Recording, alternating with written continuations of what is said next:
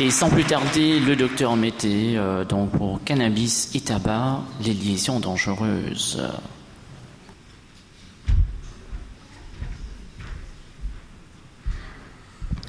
Merci.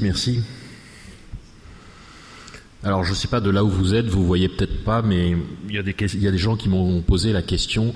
Je voudrais dire que mon sweatshirt, ce ne sont pas des feuilles de cannabis dessus, ce sont des feuilles de bambou. Hein, je précise tout de suite parce que voilà, je suis pas en train de faire du prosélytisme. Alors, le cannabis, ça a été dit hier, c'est la première substance addictive illicite en usage dans le monde. Hein, cette constante se vérifie dans tous les pays pratiquement où le produit est illicite, avec cette position tout à fait particulière de cette substance. Aujourd'hui, ce cannabis est de plus en plus utilisé sous cette présentation d'être associé à la consommation de tabac. On le verra un petit peu sous quelle présentation ça se fait. Et ce qu'on observe vraiment en pratique courante addictologique, ce sont des personnes, hein, ce sont des jeunes qui vont avoir consommé du cannabis pendant une certaine période, pendant une phase un petit peu de révolte, d'opposition face à un certain ordre social, et qui par contre, devenus adultes, devenus responsables, pères de famille ou dans une famille avec un travail, ou mère de famille avec une activité professionnelle, vont laisser le cannabis de côté, mais malheureusement vont se retrouver devenus dépendants du tabac. Donc ça pose des problèmes. Alors, vous êtes peut-être pas des professionnels en matière de préparation de cannabis, et donc je vais vous donner quelques éléments. Il y a différentes façons de se préparer un joint, parce que quand on dit un joint, oui, mais un joint, ça peut être le joint classique, c'est une préparation finalement de cannabis, hein, qui va être de la marijuana. Hein. La marijuana, c'est l'herbe qui a été finalement pilé ou en petite quantité, et qui va être roulé dans un joint et consommé de cette façon-là. Ça, c'est vraiment la manière classique de consommer du cannabis. Vous avez une façon de fumer qui est peu répandue, hein. Ici, dans l'océan Indien, c'est pas vraiment une pratique, hein. C'est ce qu'on appelle le blunt. Le blunt, ce sont des feuilles de tabac, un petit peu comme des cigares qui auraient été évidés et que l'on va remplir de cannabis, hein. Cette façon de fumer est assez populaire, hein, notamment dans les pays anglo-saxons. Et le spliff, qui est finalement un mélange de tabac et de joint, avec une variante, hein, qui peut être finalement avec la résine de cannabis, hein, ce qu'on appelle le shit, qui va mélanger là aussi du tabac avec un résidu de résine de tabac. À La Réunion, il y a eu la façon de fumer classique, c'est le Zamal, hein, donc variété locale de cannabis à La Réunion, c'est de fumer pur. Lorsque vous disiez à un fumeur de cannabis, si vous lui posiez la question s'il fumait ça mélangé à du tabac, vous l'insultiez, hein, il se sentait insulté de pouvoir sous-entendre qu'il fumait mélangé. À La Réunion, fumer du tabac mélangé fumer du Zamal mélangé du tabac, c'était un truc de oreilles, hein, de métropolitain, hein, mais le Réunionnais, fumeur de Zamal, le fumait pur. Depuis une dizaine d'années, ce sont des choses qui changent, et les jeunes consommateurs de cannabis localement vont adopter cette façon de fumer avec du mélange du tabac, et cette image un peu virile de fumer pur le tabac et de résister à l'aspect très très âpre de la fumée de cannabis. Cette image-là se perd peu à peu. À l'île Maurice, la situation est différente, hein, puisque le Gandia est quelque chose qui est très difficile à trouver, hein. Il y a une répression depuis la fin des années 80-90 très très forte, hein, sur la question des drogues à l'île Maurice. Et l'une des résultantes, ça a été une quasi-éradication des consommations des cultures locales de cannabis. Donc, Les consommateurs de cannabis, localement, vont plutôt le couper à du tabac, et puis les consommateurs de cannabis localement, finalement, comme ils trouvent pas du cannabis, ils vont consommer du cannabinoïde synthétique avec des trucs, avec des conséquences qui peuvent être là extrêmement lourdes et pouvoir occasionner même des décès, ce qui ne s'observe pas avec du cannabis. L'overdose avec le cannabis, ça n'existe pas. Par contre, avec les substances, les nouvelles substances de synthèse, il peut malheureusement y avoir de la casse. Alors pourquoi est-ce qu'on fume ce type de mélange? Manifestement parce que en associant du tabac à du cannabis, vous allez potentialiser le système de récompense qui est activé quand on consomme des substances à caractère addictif. Alors, dans le cerveau, je ne vais pas vous faire une leçon de neurosciences, ce système de récompense, il repose sur essentiellement des neurones à dopamine, où c'est un petit peu la voie finale commune de ce système de récompense, et toutes ces substances vont pouvoir activer ce système à des niveaux différents. En utilisant du tabac et du cannabis, finalement, vous faites un peu une double activation qui se potentialise de ce système, et donc les sensations sont plus importantes avec cette manière de fumer. Le problème, c'est que on va aussi du coup cumuler les risques. Et on se rend compte que cette manière de fumer est associée notamment à davantage de problèmes pulmonaires. Vous avez des taux de monoxyde de carbone qui sont plus élevés. Donc le tabac lui-même, on l'a déjà dit, c'est des milliers de substances, c'est des carcinogènes, c'est des substances irritantes, c'est des substances qui vont favoriser la destruction de la trame pulmonaire.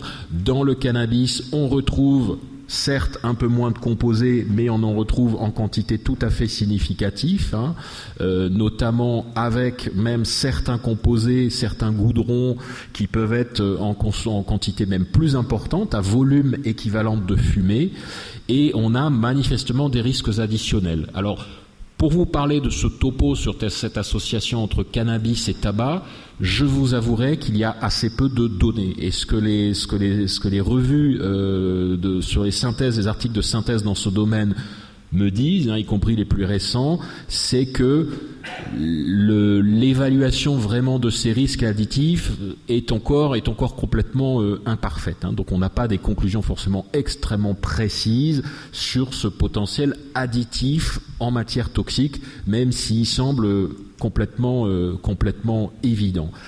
À côté de ce potentiel toxique surajouté, ce sont aussi d'autres aspects, et notamment un potentiel addictif plus important. Ce qui est bien établi, c'est que un patient, une personne, un usager de ce co-usage cannabis-tabac aura plus de difficultés pour se sevrer, que ce soit du cannabis ou se sevrer du tabac, avec un risque de rechute plus importante. Et donc c'est vrai que ça complique la donne, cette habitude de fumer de cette façon-là. Alors on retrouve chez ces usagers des profils génétiques de vulnérabilité particulière. On a parlé un petit peu de génétique, c'est des questions assez complexes, mais les addictions, c'est le modèle biopsychosocial. Valérie avait mentionné cette complexité de tous les aspects addictifs, un individu, un produit dans un environnement particulier. Et on va retrouver des facteurs de vulnérabilité plus fréquemment, notamment génétiques, dans ces addictions. La génétique, ce sont des facteurs de vulnérabilité qui pèsent à peu près pour 30 à 60% dans la genèse de l'addiction. Mais prudence, on n'est pas dans un déterminisme génétique comme les classiques maladies génétiques, drépanocytose, mucoviscidose et autres. Là, ce sont des facteurs de vulnérabilité avec parfois des facteurs protecteurs à l'inverse. Donc il y a chez ces personnalités qui vont développer ce type de dépendance des facteurs de vulnérabilité, en tout cas qui sont retrouvés. Et notamment, on trouve plus de comorbidités, notamment de comorbidités psychiatriques chez ces patients. Alors, on a parlé de réduction des risques, c'est juste vous donner quelques éléments sur la réduction des risques pour du cannabis. L'intérêt, c'est ce qu'on appelle la vaporisation, hein. On a parlé de cigarettes électroniques, on a parlé de tabac chauffé. Eh bien, à côté de ça, vous avez des appareils qui proposent la vaporisation de plantes en évitant la combustion. Un consommateur de cannabis, dans une démarche de réduction des risques, qui ne souhaite pas s'arrêter de fumer, il faut lui parler de la vaporisation. Là, vous avez des modèles qui sont les plus chers, les plus performants, hein, qui sont des modèles de fabrication allemande, avec un chauffage à peu près à 178 degrés. Vous vaporisez les substances actives du cannabis dans un ballon. On va retrouver beaucoup moins de substances toxiques, de goudron, de choses comme ça, et on a une toxicité pulmonaire qui est moindre. Ce sont des systèmes qui sont beaucoup utilisés, notamment aux États-Unis, hein, dans les régions où le cannabis, notamment, a été légalisé, où le cannabis est utilisé sous forme d'herbe à visée médicale. Alors là, la difficulté, c'est vrai que c'est qu'on peut vaporiser le cannabis, mais avec le tabac, c'est notamment quand même d'inciter des fumeurs à... Alors, je dirais ce qui est très très important dans la conclusion, hein, j'en parlerai dans la conclusion, donc c'est de vraiment savoir que cet usage conjoint est de plus en plus fréquent, qu'on a davantage de complications sur le plan addictif, sur le plan psychiatrique, sur le plan toxique. Donc c'est vrai qu'il faut déconseiller cette combinaison et être attentif quand vous faites du sevrage tabagique, de toujours questionner bien sûr votre patient sur la possibilité d'un usage conjoint de cannabis, parce que vous allez avoir des sujets, vous les faites arrêter de fumer et vous oubliez que cette personne consomme du cannabis et qu'elle met du tabac dans son cannabis.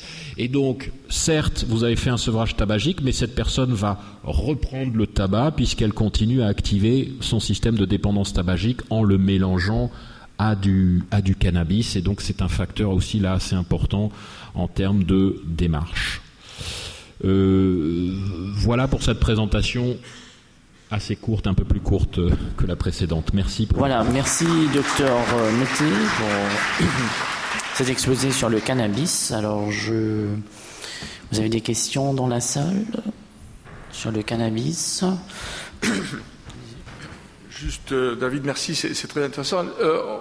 Tu as parlé très vite de légalisation dans certains pays. Donc, quid de la légalisation éventuelle en France? Et la deuxième chose, c'est quand on voit les effets du cannabis, notamment sur la conduite automobile, est-ce qu'on peut se poser la question de savoir si cette légalisation, qui peut avoir une justification sociétale importante, ne va pas entraîner des événements de surmorbidité routière qui sont assez vilipendés actuellement par les pouvoirs publics. Donc, une espèce d'ambivalence. Qu'est-ce qu'on peut en penser de ça? Alors oui, le problème est complexe. La question de la légalisation du cannabis, on le voit, c'est un débat qui anime les sociétés actuellement, avec l'exemple du Canada, l'exemple de pays comme l'Uruguay, l'exemple de plusieurs États américains qui ont fait ce choix. C'est une recommandation de nombreux experts dans le domaine des addictions au niveau international, car la légalisation, elle n'est en aucun cas un encouragement à la consommation de cannabis, hein, c'est pas l'enjeu, mais ça part d'une conviction que il s'agit de mieux réguler ce produit, le légaliser pour mieux le contrôler, pour savoir ce qu'on vend, pour protéger notamment les jeunes, pour lutter contre un certain nombre de mafias. Hein. En France, le trafic de drogue, c'est 80%, c'est que du cannabis. Donc, c'est légaliser un certain nombre de produits, contrôler si possible la vente. Ça veut pas dire cautionner tous les usages, hein. Et donc il faut pas forcément faire ce qui a pu s'observer notamment dans certains États américains, je crois le Colorado, où il y a pu avoir une vente de cannabis du coup excessive, et faire les erreurs qu'on a fait avec le tabac ou avec l'alcool, de confier ça justement au domaine du privé sans aucune régulation. En matière de drogue, la prohibition, ça ne marche pas. La prohibition clandestine, ça entraîne une clandestinisation des usages avec des complications qui sont plus ou moins importantes. Et Gaëtan l'a dit, il n'y a pas de société sans drogue. C'est pas qu'on encourage ces consommations, je le redis, c'est qu'on essaie de mieux les réguler. Trop permissif, ça ne fonctionne pas. Trop laxiste, ça ne fonctionne pas. Il y a sans doute un équilibre entre deux répressifs et qui s'appelle une bonne régulation, qui est simplement une bonne régulation. Autoriser certains usages dans le registre privé et par contre les interdire de façon très ferme dans d'autres contextes. La conduite automobile en est un. Voilà, merci beaucoup, Dr Mété, pour ce brillant exposé.